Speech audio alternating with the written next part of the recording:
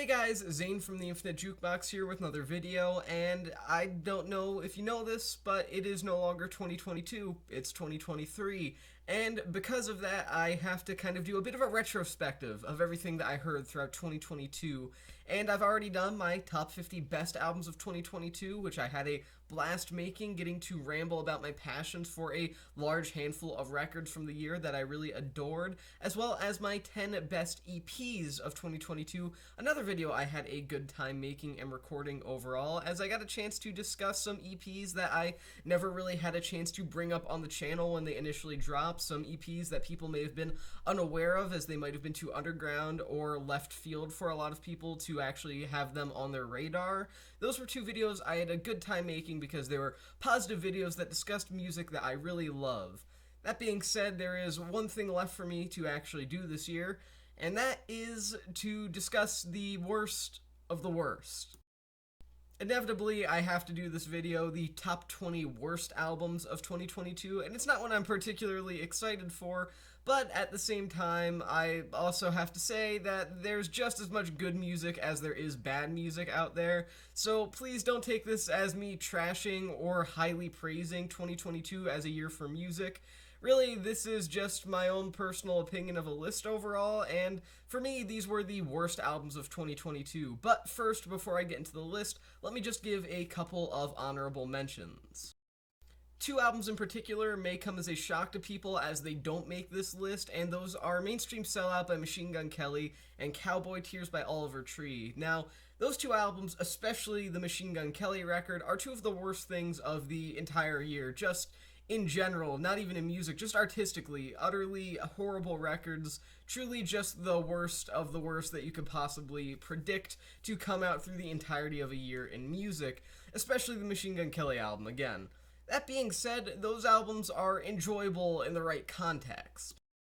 I'll be dead before you actually catch me casually listening to either of those albums ever again, or really either of those artists for that matter, but in a group of good-humored friends who also can appreciate terrible music and enjoy making fun of it, stuff like Mainstream Sellout is genuinely enjoyable, and although I can't actually say that I like either album, in fact I fully despise both of the aforementioned records, Mainstream Sellout and Cowboy Tears, I do genuinely think that they are enjoyable at times, and they don't cause any sense of annoyance or frustration or disappointment in me. I had absolutely zero expectations for either of those records, and I got a good couple of chuckles out of them, and that's got to count for something. And a common theme that you'll see throughout this list upcoming is that there are a lot of records this year that I was genuinely disappointed in, albums by artists that I know are capable of more but delivered very weak or even worse, just downright horrible works.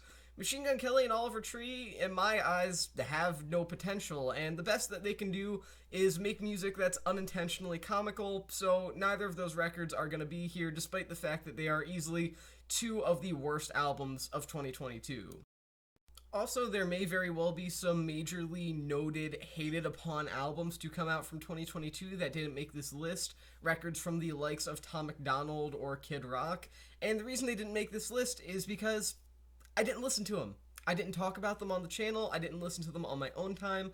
I don't quite hate myself enough to actively go out and seek a Tom MacDonald record, and that's the only reason that they're here. If that is something that bothers you, then just pretend like they're here, because I'm sure if I heard the new Kid Rock, it would be at like the top 5 position at least on this list. It would probably be top 3 for God's sake. But as it stands, I didn't listen to either of them because I truly just cannot stomach that, and I find no reason to do it when they're the lowest of the low-hanging fruit. So, with all of that being said, without further ado, here is my top 20 worst albums of 2022. At number 20 is the Mars Volta's self-titled record. There are a lot of words that could be conjured up for a lot of different people, both positive and negative, when the phrase the Mars Volta appears in their musical radar, but whether you think that they're artistic progressive rock genius or you think that they're pretentious self-indulgent garbage, there's no denying that they're one of the most distinctive and unique rock bands to come out of the 21st century thus far, with a style, sound, and arguably even aesthetic that is completely their own despite some major influences from old school prog and metal. Before 2022, it had been quite a few years since the last full-length The Mars Volta release, and then we got the announcement that there was going to be a self-titled album released. And that was a big deal for me personally, because I will go and stand at the defense of The Mars Volta, even for their weaker records like Nocturnicate. I will stand my ground and say that those are still solid albums overall, and that they are easily one of the best progressive adjacent bands of this century thus far. But my god, this album is just not good. Instead of the trademark sounds that the Mars Volta have developed for themselves over time, they switched those out for a lot of more odd art pop-esque influences here, and there's nothing wrong with that. That could potentially, in theory, in concept, be just traditional musical evolution, but the thing is, it's not. It just feels like a complete 180 into a direction that is incredibly misguided, with performances that are lackluster at best. Look, I'm not going to say this is the worst album of the year. In fact, out of all of my worst albums of the year, this is the least worst, as you can probably tell by the fact it places only at number 20 in my top 20. But I will say this is probably the most disappointing record of the year for me, as it could have been a fantastic, or at least solid comeback from a semi-legendary band, and instead is their worst album to date, and this certainly was not worth a decades-long wait.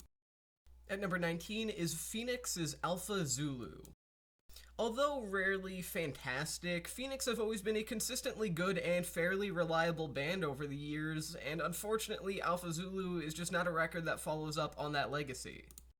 The band sound less than thrilled to be rehashing sounds that they've worked with on better records in the past, and they continue to produce this sort of muffled, progressive-ish pop, synth pop rock kind of sound that frankly has been deteriorating for years at this point, and now Phoenix just sound like a tired band with weak production to back them up. And number 18 is NOFX's double album. NOFX may still be skate punk legends to a degree and favorites of relatively older communities within the punk scene, but that hasn't prevented them from being on a pretty sharp downhill decline since their early years, and that really does show on Double Album. Double Album was announced to be potentially the final NOFX album for the band during their current existence, and that's really a shame because that means that they're going out with one of their worst albums to date, and that's pretty impressive considering they've put out a lot of albums that could be contenders for their worst album, but everything on Double Album just feels so cliche and overdone by punk bands in the past to a much better and more successful extent. Really, NOFX just doesn't land here whatsoever, whether they're trying to be humorous or they're trying to be serious. Nothing works. NOFX are calling it quits in the relatively near future, and there are talks that there will be some records produced by them released after they've finally split and disbanded. Maybe those will be better. I hope they will, because despite the fact that NOFX are not my favorite punk band in the world or anything like that, they deserve to go out on better than Double Album. At number 17 is Bruce Springsteen's Only the Strong Survive. Bruce Springsteen was once one of the defining American singer-songwriters for a good reason overall, with him putting out classic records over the years like Nebraska and Born in the USA, albums that are highly recommendable even to contemporary, modern-day, present-generation audiences. It's stuff that hasn't really aged that poorly overall compared to a lot of his quote-unquote classic radio rock peers, but these days, Springsteen, my man's not doing too good, and Only the Strong Survive is a terrible album that's one of his worst albums so far. This is a covers album of classic R&B and soul tracks, both very popular numbers as well as some deeper cuts, and none of them work out overall. Springsteen's voice, although in theory suited for this kind of thing, somehow doesn't really manage to work, as he doesn't feel like he actually wants to be there, which, I mean, obviously he did. It's a covers album that he chose to make, but it just doesn't sound like he wants to be there. There's no conviction in his voice. Meanwhile, the actual instrumentals feel like they're incredibly bland, and even though they were performed by actual human beings, if you told me they were done by AI, I would probably buy it if I didn't know any better. This is just a total colossal failure of an album, And I mean, sure, there aren't many covers albums that I can think of off the top of my head that are really noteworthy for reinventing songs or making them better, but I think Springsteen really had an opportunity to put his own spin on tracks that he grew up with that were, things that deeply influenced him, and he just chose not to do that and instead made an incredibly insipid, boring record. At number 16 is Post Malone's 12 Carat Toothache. Isn't it crazy how we all just universally forgot about this existence? 12 Carat Toothache was meant to be the sort of artistic maturity moment of Post Malone, the moment where he got serious about his personal life and his personal problems. And from a lyrical standpoint, I suppose that's true, but you really wouldn't be able to tell considering this record feels like it has the soul of a corpse. This album could have been Post Malone taking a step back and getting real with his audience, but instead it's just a record layered in bad instrumentals that feel incredibly corny, horrible auto-tune that completely removes any genuineness from Post's voice, and overall just a record that is completely emotion lacking, despite the fact that it is meant to be the most emotional thing Post Malone has ever done. Look, I'm not saying that Post Malone's going anywhere, I'm not saying that he's going to stay irrelevant, but if this was the album that ultimately, at least to an extent, ended up killing his career, I wouldn't be surprised because really the only redeeming quality of his music over the years has been the fact that it's been relatively fun and enjoyable, and while I deeply respect the fact he wanted to get serious on this album and get personal, introspective on this album, he just falls to the same issues that his regular music does, except this has none of the energy to really take it to another level of at least semi-decency. At number 15 is Blade's Spiderr. I am deeply, deeply sorry to all of the drainers out there, all the drain gangers, but I'm not among thee. I don't get it. This is a well-liked album. Bladee is a well-respected, in some circles anyway, well-respected musician. But why? I don't understand. His flow is incredibly weak and poorly structured throughout the entirety of this record. The instrumentals are meant to feel a bit cloudy, I guess, and emotional. I don't really understand what they're really going for from a musical standpoint or an aesthetic standpoint on this album. And overall, the lyrical content is almost laughably bad at times, as it tries to come across as, again, moving or nostalgic in some moments, but it just never works out. Look, obviously none of my opinions on this channel are objective in any way whatsoever. Everything I say is just my opinion presented like it's fact because that makes me sound smarter. I won't deny that. That's the point of music criticism, or criticism on anything, in general. But if there's one album on this entire list that you can just say is 100% grounded in nothing except me not getting the appeal, Blade's Spiderr. What's the deal with this? I don't understand. One of my least favorite albums of the year by far. At number 14 is Charlie Puth's Charlie. I mean, it's a Charlie Puth album, what would you expect? But while his previous records have been pretty middle of the road with maybe a couple of highlights here or there, Charlie as an album is just a disaster, I think is the right term. The album is so overly glossy and overproduced. His vocal work is pretty weak, even in moments where it's meant to be very striking or powerful.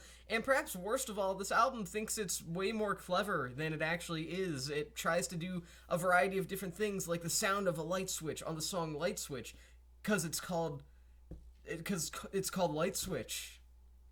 Get it? This album gives me a headache, and it's just a terrible listen overall, easily one of the worst pop albums of 2022. And number 13 is Panic at the Disco's Viva Las Vengeance. I can't shake the feeling that this is what Queen sounds like to people that really hate Queen and Freddie Mercury, and if I'm right about that, then you know what? I understand why people hate Queen. While albums like Charlie Puth's Charlie kind of lacked confidence at times, Panic at the Disco's Viva Las Vengeance has way too much confidence, as it feels like it's making some grand, bold artistic statement, and instead it feels like a bad knockoff of a variety of different influences that's trying way too hard to be something, I'm not exactly sure what, but it's attempting to be this sort of stadium-level, throat-grabbing kind of piece of great epic rockness, I guess, or something like that. And it's just not. It's a very, very below average pop rock kind of album that really does an injustice to a variety of influences that it takes up from the 70s and 80s. Also, as a side note, I will be accepting any and all Brendan Urie slander in the comments. So if you're like me and you just, you just wanna mock the man, go ahead. I'm not gonna stop you. At number 12 is Lil Baby's It's Only Me. This album sounds like someone made a below average kind of mumbly pop rap song and then just decided to copy and paste that for over an hour and then just drop that as an album. So take that for what you will, but I take it as horrible. At number 11 is Drake and 21 Savage's Her Loss. I know there are a lot of people out there that really did enjoy this record, but I was not one of them overall. I felt like this was an incredibly disappointing performance from both artists involved. I mean, look, I wasn't expecting a ton from Drake. It's Drake, and it's 2022 when this album released, anyways. So, really, he'd already dropped the Girl You a Lesbian Me Too line. He'd already dropped albums like fucking Certified Lover Boy. It's Drake. But 21 Savage, that is a man that I felt had potential to do just a good performance on here. He's had an uphill trajectory musically. I feel like he's really improved as an artist as the years have gone on, but nope. He kind of just sounds like he got paid to be there with a huge amount of money and then kind of forgot that he was supposed to record until, like, he woke up the morning of the sessions. And then Drake texted him and he was like, hey man, are you coming? And he didn't have time to like wake up or brush his teeth or anything. Like 21 just went to the studio, dropped some super lackluster verses, and then just left. And all that was left was bad 21 Savage and average Drake in the current year. So take that for what you will, mixed with some mediocre beats and some poorly penned lyricism. One of my least favorite albums of the year, though I think I can understand why people like it, I suppose. At number 10 is Future's I Never Liked You. Despite the fact that this was a smash hit for Future, I feel like it's one of his weaker performances overall, as it just doesn't have a lot of passion behind it. The lyrical quality here is cringeworthy at worst and pretty middle of the road at best. The instrumentals really don't spark anything within me as a listener. They don't really get me hyped up or anything like that. They don't impress me to any degree. And overall, I just have to say that this is an incredibly weak, disappointing album from someone that I know is capable of doing solid or even better work. And I really hope that Future does get back on track at some point, because as it stands, he's releasing some of his worst work at the moment, and I Never Liked You is among that. At number 9 is Gayle's A Study of the Human Experience Volume 1. Now, am I cheating by including an EP on my top 20 worst albums list? Yes, absolutely. That being said, this was so bad that I could not go with this video and not mention it at some point. The vocal work here is terrible. The songwriting is both bad and overdramatic. The entire album itself just reeks of overindulgent self-importance with a lot of problems that aren't really problems. They're just basic everyday things that happen that are taken to a drama queen extent, with tracks like ABCDEFU being actually kind of grating as they take on overly simplistic progressions that have lyrical qualities that are just cringeworthy. Everything about this EP is terrible and I hate it. Gayle is easily one of the worst mainstream relevant artists out there at the moment, and EPs like that are just solidifying that. Also, as a side note, how in the name of God did ABCDEFU get nominated for Song of the Year at the Grammys? I don't understand how that happened. You have literally roundabout an entire year's worth of music based on the Grammys parameters of when stuff can come out for it to be eligible for nomination. You have about a year's worth of music to just mull over and pick a small handful of the best songs, and ABCDEFU was one of the songs that you picked? I don't understand that. I digress because I'll just keep ranting about Gayle, but this is easily one of the worst EPs of the year. In fact, it's the worst EP of the year, and just one of the worst things in general throughout the year. At number 8 is Slipknot's The End So Far. The End So Far was announced to be Slipknot's last album for Roadrunner Records, the record label that brought them to fame in the first place, and also it seems like it may potentially, for the time being at least, be the final Slipknot album, and it's a shame because, despite the fact that they've had some really bad moments in the past, this might be their worst. This entire record feels musically thin. Corey Taylor's vocals are pretty poor overall. The riffs feel weak, and there are a lot of frat boy, dude bro metal and rock tendencies here that feel picked up from a lot of much more understandably despised nu metal and rock bands like Disturbed and Five Finger Death Punch that I don't want to hear on my Slipknot album because it just does not pair well with Slipknot's sound. Add in some cringeworthy at best songwriting on a number of different tracks here, and you've got a terrible album overall. At number 7 is DaBaby's Baby on Baby 2.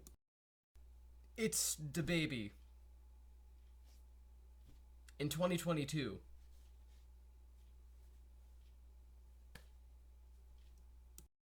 And number 6 is Ken Carson's X. You know how I said that Lil Baby's It's Only Me earlier on mentioned in this list was just like one below average song repeated ad nauseum? Well, Ken Carson's X is the same exact thing, except it's somehow an even worse song. In fact, it's one of the worst songs you've ever heard. Look, the ongoing rage movement, this little subgenre that consists of a pretty good amount of artists overall, has produced some talented musicians, and people like Playboi Carti deserve credit for creating unique sounds overall that have really defined this new wave of pop, hip-hop combinations. That being said, it's understandable why a lot of people despise it, as well as people like Ken Carson have unremarkable flows, hilariously bad at times songwriting, instrumentals that feel like bad knockoffs of the other ragers that came before them, and generally a sound that feels unimportant in the current modern day musical landscape, and X just so happens to be that much more terrible, with Ken Carson specifically being a horrible performer with no proper sense of presence or flow or really anything that makes a good musician. And number 5 is Walker Hayes' Country Stuff the Album. After I heard the Nightmare Realm Applebee's jingle that is fancy-like for the first time, I knew that listening to a full album of this was going to be a doozy, but I still didn't think it was going to be quite as bad as this ultimately ended up being. Country Stuff the Album is everything that could be cited as being wrong with modern-day pop country, or bro country as a lot of people may want to refer to it as. This album feels overconfident in the worst way, as it's just obnoxious and over the top. The songwriting here is mundane at best, and although there are moments where it tries to be earnest to a degree, at least, it never feels like it genuinely is, well, genuine, because it's too busy really just trying to slug you in the shoulder and talk about, how good high school was. This feels like the musical equivalent of a guy that could have gone pro or played for the Patriots or something like that, but he busted his ankle, and that's Walker Hayes. A dude that could have gone pro, I'm sure, or something like that. This is just the musical equivalent of the worst guy you know. It's just not a good album whatsoever. At number 4 is Shinedown's Planet Zero. Shinedown have never been a particularly good band by any actual measure. I mean, sure, they've had their moments overall. I will say they've had moments of strength, even a couple moments of greatness here or there, but they've never really been super consistent, and it seems like they've kind of gone downhill over time. Cue their worst album so far, Planet Zero. The instrumentals here are hilariously weak. They just feel pathetic, honestly, whether it's these supposedly massive guitar riffs or these drums that have no impact whatsoever, vocal work that has no conviction behind it. I only imagine that this album musically would appeal to the type of person that says rock is dead and, I hate hip-hop and pop because that's what's taken over mainstream music and I can't cope with that. And then they'll make an excuse that Shinedown is real music or something like that. The same kind of dude that would listen to Five Finger Death Punch. This is just the worst of modern mainstream rock music and really shows a lot of flaws within heavier music at the moment, besides the extreme side of metal that is pretty much not able to appeal to a wider audience whatsoever. It certainly doesn't help that the songwriting here can range from bad to downright laughably conspiratorial. this kind of verges on some Alex Jones tier kind of stuff from time to time, and that's not a good thing at all, obviously. But I mean, you know, it's bad. I don't know what else to say. And number 3 is Tate McRae's I Used to Think I Could Fly. When I initially reviewed I Used to Think I Could Fly, I gave it a half a star out of 5, and as the months went on, I chose actively to just block this record out of my mind, just assuming that it was going to be the worst of the year for me, which it wasn't, ultimately, but nonetheless, I just kind of tried to forget about it. As I was putting this list together, my 20 worst albums of 2022, I was thinking, man, was I a little too harsh on that album overall? Was it really that bad? I mean, it wasn't good, obviously, but it couldn't have been that horrible, right? Oops, it is. I've had people tell me that half a star out of 5, the lowest possible score I can give, is over the top bad for this record, but no, I disagree. The vocal performances are horrible and lack any sense of charisma. The lyrical content is just utter garbage. This album is full of instrumentals that are so ridiculously cookie cutter that you can almost predict what every single song is going to turn into.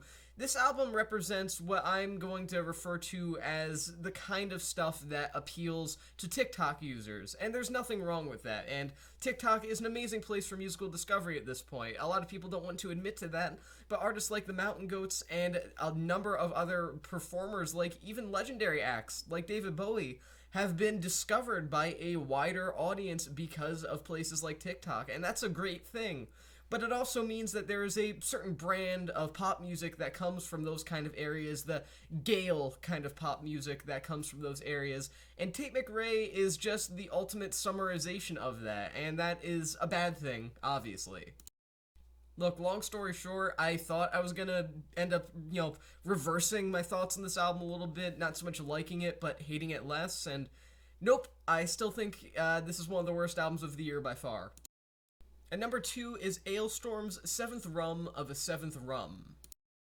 As soon as I realized that this album's title was parodying my favorite Iron Maiden album's title, I already knew I wasn't gonna like it. I just didn't think I was gonna not like it as much as I ended up not liking it. There are multiple different sides to this record, so let's take a look at them, shall we? As a pirate metal album, specifically a pirate album, aesthetically, this is just cringe-inducing to say the least. And I know Alestorm are not the first band to do that. Running Wild was probably the first band to do pirate metal, but the thing is, they actually knew how to do it in a relatively serious and non-goofy manner that felt pretty convincing and well executed overall. Alestorm are the exact opposite. They try to take it in a comical direction, and it just falls flat because it isn't funny. But this is a pirate metal album. It's a metal album. So from an instrumental standpoint, this should work as a metal album at least, right? Ignoring the pirate stuff, right? No, it doesn't. It does not at all. As a metal album, the instrumentals here are incredibly forgettable. They blend together. They almost kind of feel like the exact same thing repeated over and over and over again. And again, the comical style that's sort of presented on a handful of tracks throughout this record do not pair with the instrumentals whatsoever, resulting in just a train wreck of an album overall. And at number 1 is Kasabian's The Alchemist's Euphoria. I could rant about this album all day and everything it does wrong with the creative decisions it's trying to make, so I'm just going to run through them quickly and get this over with.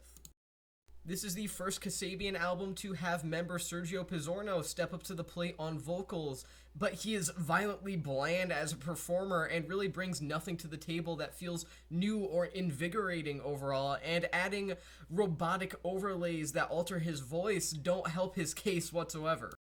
The band tried to evolve by furthering the depth of their dance and electronic influences, something that has always been a part of their music since the 2000s, but it goes south. It just does not sound right. It sounds soulless and careless, which is something that Kasabian weren't always. They felt like a relatively straightforward, honest band at one point, and now what we're ultimately left with on the Alchemist Euphoria is something with absolutely no passion behind it, made by a group of people that obviously just needed to put together another album.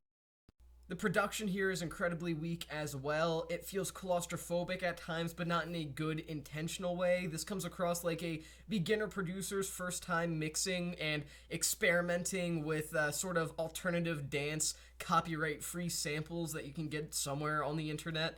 It just is an utter disaster of an album. Everything it tries to do successfully and does with the utmost confidence, it fails at horribly.